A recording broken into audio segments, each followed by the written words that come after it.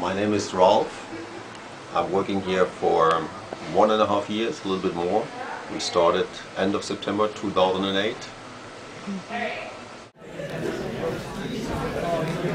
I mentioned already for the first question, we started in September 2008, and it's about 1.5 years, something like that. Okay. Well, it is, I would say, it's almost 100% through the internet. We have some booking agencies working for us, so we just placed in these large searching engines like Hostel World, Hostel Bookers, and three others, which are minor. It's mainly online. Not really. Most of the guests, or I would say all of the guests, they just come in once. So they're just traveling through Europe, different countries, different cities in Germany, and they're just looking for a good accommodation. And when they're gone, they forget. And everyone has also different, different wishes, different things he's looking for. So it's hardly anything that is recommended. Actually, I never counted how many it is, but it will be a few hundred. In a week, let me think, maybe it differs a lot, I have to say. It depends, of course, of the time of the year, of the season, but it might be 30 to 50 people. Our peak season starts, I would say, in April with Easter holidays and ends in September, when the weather is going to turn into rain and colder days.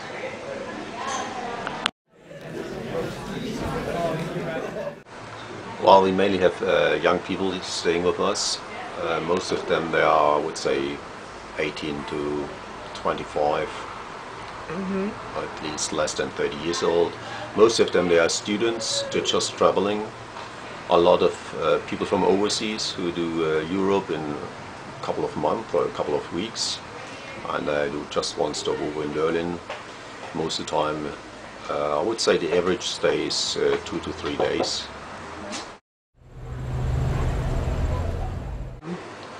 Well, actually we have guests from all over the world. I can't say that there's a particular country where we have most guests coming from, but we have a lot of guests coming from the United States, of course, and from Australia and the United Kingdom. There are a lot. What else? From Spain would be another big group, and then it's really all over the world. Oh, I also would say it differs quite a lot.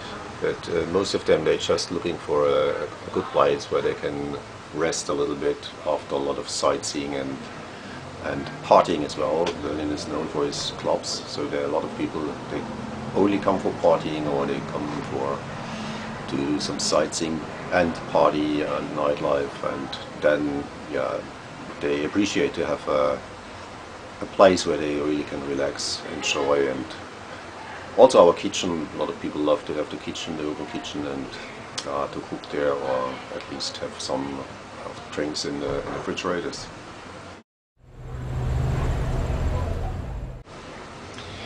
I would say most of the travelers, they travel on a low budget basis, and they do not spend a lot of money. So of course some will buy some souvenirs, small things to carry with them. It is also a question of size and weight. But in common, they just buy the normal things they need for their daily life, some food, something to drink, but not a lot of gifts or clothes or shoes. Well, there are some, they buy some maybe second-hand shop clothes, which is popular. Okay. Very common is the museums, the main museums of Berlin. A lot of people want to go to the museum, want to do a sightseeing tour, of course. A city tour mainly offers the sightseeing, but then beside, I would say there's a lot of people that are really coming for the nightlife.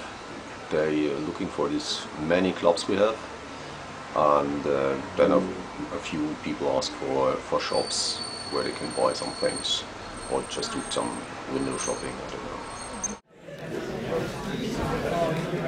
Not really. really. I just recommend them the places where a lot of shops are, and the surroundings, and then it's up to them. I actually do not control where they went to. Yes, the main thing for the people is they travel, they want to meet people, they want to go to different countries, want to see in different cities. So the accommodation is just a side of this journey, just a thing they need, but it's not so important for them. It has to be clean, it has to be a good price, the location is important, but it's actually only one element of the journey. So it's not that most important decision.